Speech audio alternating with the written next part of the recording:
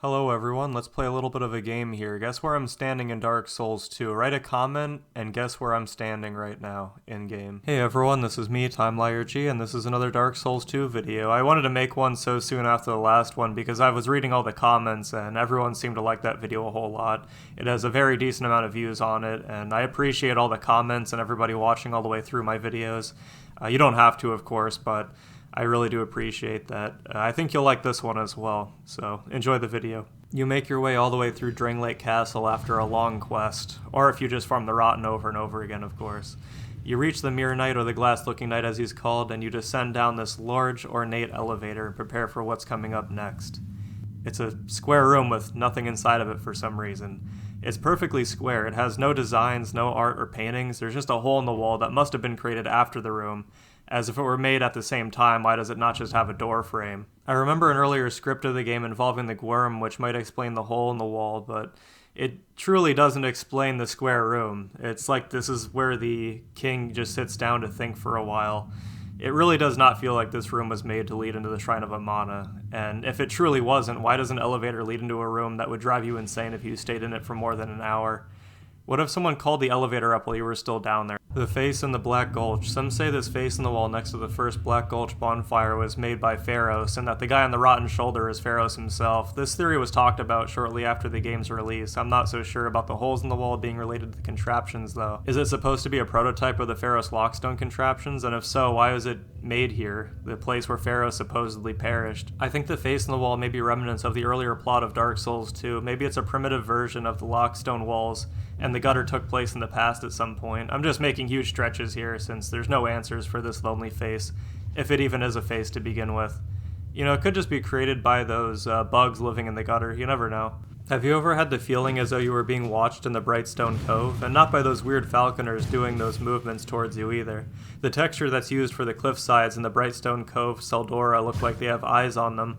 I'm not sure why, but they don't appear too often on the texture. I assume it's because of how stretched it is. This obviously isn't intentional, but I thought I would point it out anyway, as I only noticed it recently when I was getting footage for this video. The Out of Bounds Green River. There's some kind of strange oddity relating to the terrain out of bounds behind the windmill in Harvest Valley, or Earthen Peak, whichever one you want to call it.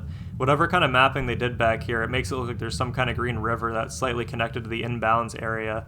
I actually like the look of this. I've seen this kind of mapping issue in other games before. Just kind of this strange oddity. Also, there's some kind of rock structure that the player can't see normally that's right behind the windmill as well, where the river is. This adds to that one theory saying that the elevator isn't taking you up into the sky, but rather the mountain behind the peak. Memory of Jeigh Oddities. There's a lot to mention in regards to this memory. I haven't seen anyone mention these oddities before, which is strange considering how interesting they are. I love researching unused and cut content in games along with their development, so not seeing any discussion about this kind of adds to the mystery of it.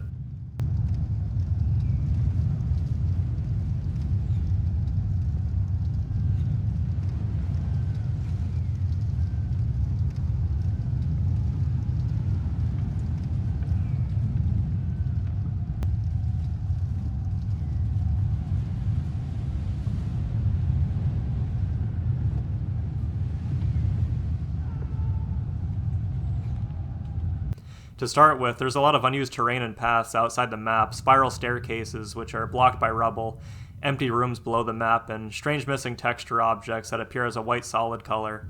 It's really odd, and the player can't see these areas outside the map either, so there's no reason for these areas to actually be there. If you use binoculars or anything, you just can't actually see the full staircase there. And obviously, not everything is textured, but a lot of it is. It makes me think that there was going to be, more to this area, and maybe it wasn't a memory at one point or something along those lines. Something that adds to this is something I saw later on the map as well. If you go to the opposite side of the map where the Giant Lord is and fly your way up to the top floor above that you can't normally access, you'll see two towers. One of them on the left side has a strange white brick object. The other side is very interesting though. If you look up even further, you'll see that there's some kind of wooden door that doesn't match the rest of the map. Either a door or a window that's boarded up with wood.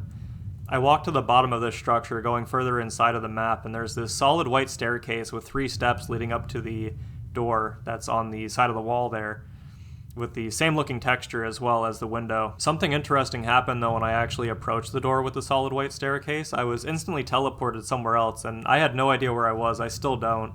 I assume I somehow loaded into a different map or something. I have no explanations for this one. I'd like to hear it in the comments if you have your own suggestions or theories for what this is. I've seen a few people show this one off before, but I decided I'll do it myself as well. So, Dragon's Memory Arch Trees. Now, if you actually go sky view and you fly up above this area where the Dragon Memories are, by the way, this is one of my favorite areas in the game. Just the overall atmosphere, the look of it.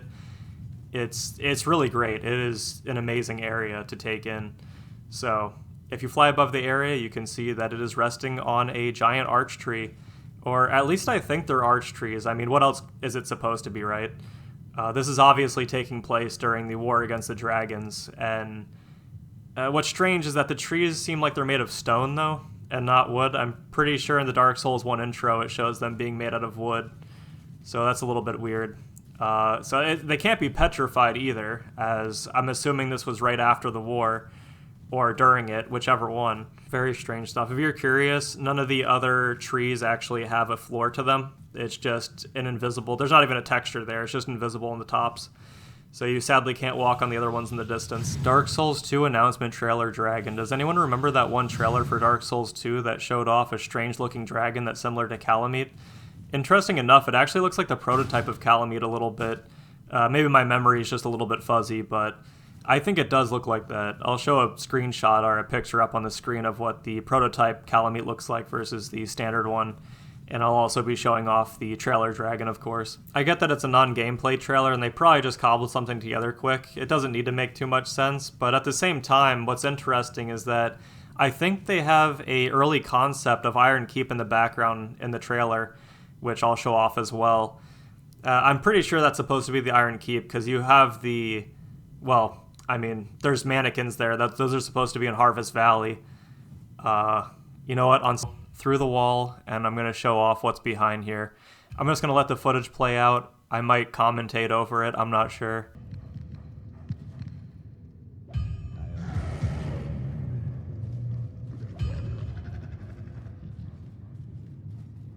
So this is going to be live commentary now. I am in the game right as I'm talking, and I deloaded the map over here somehow, I think. There's a little bit of an issue over here.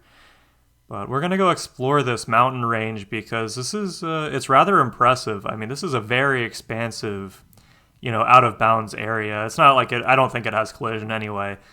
I didn't check if it has collision, but I'm just going to have a look around and explore this wide open area. I'm not expecting to find any sorts of Easter eggs, because if there was one out here, it would have most definitely been found already. It would have been talked about a whole bunch.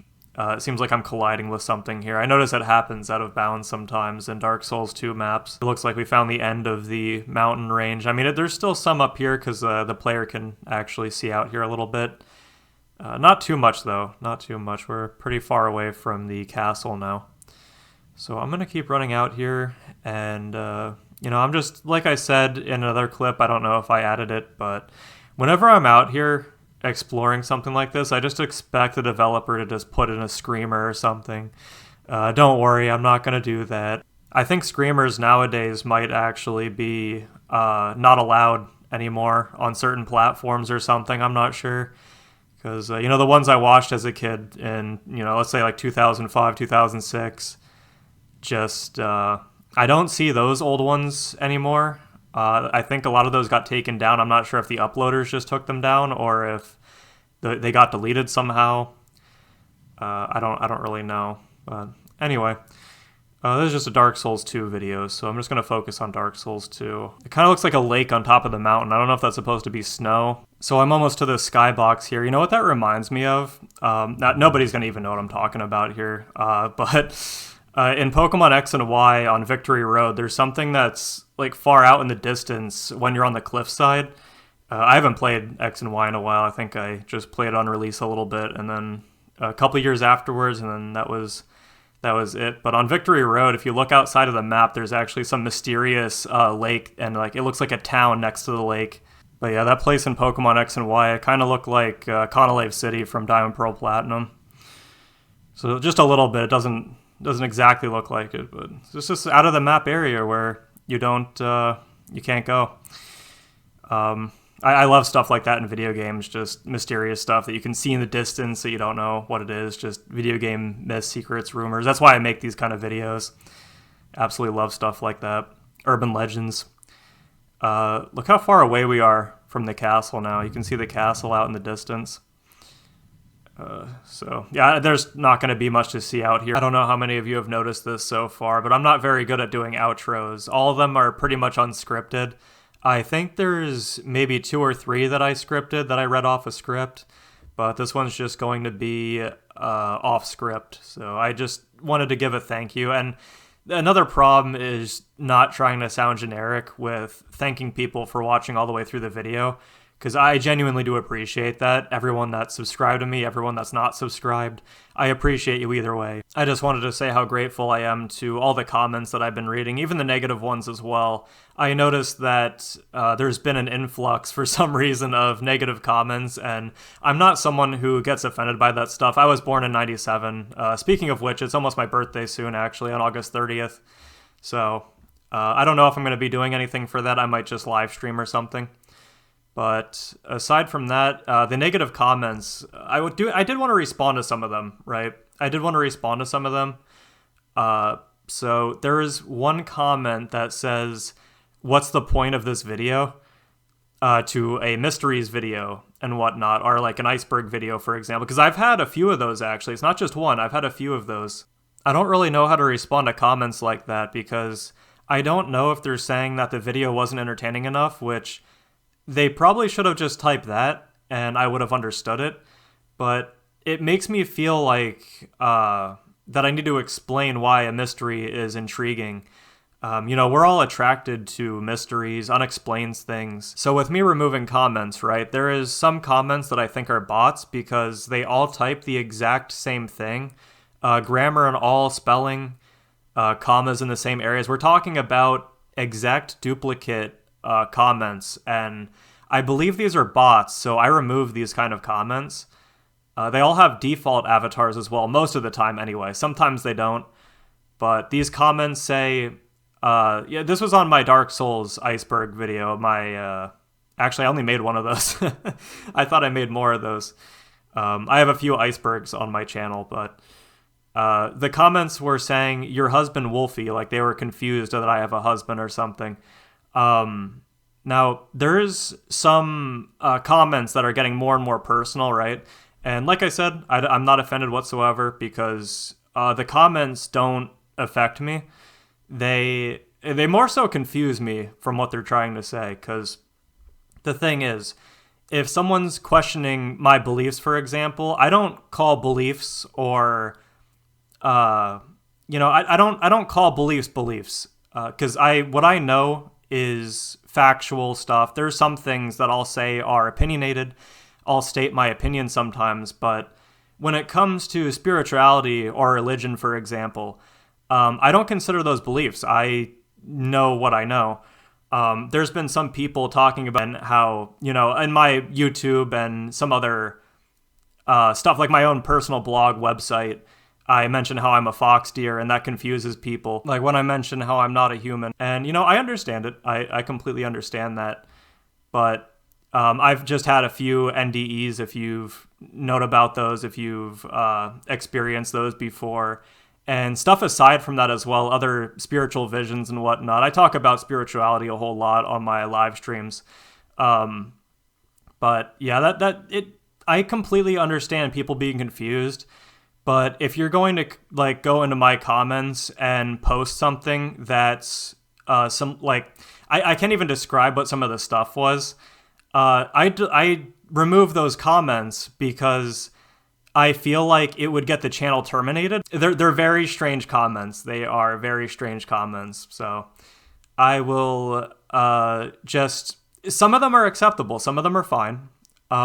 Just don't go overboard with the comments. And that's pretty much the only two reasons why I remove comments. They're either bots or they are either, very, very malicious comments that probably shouldn't be written online. I'll just say that. But that's pretty much it for the video. This has been me, Logan, TimeLierG Eberly, and I will see you all later.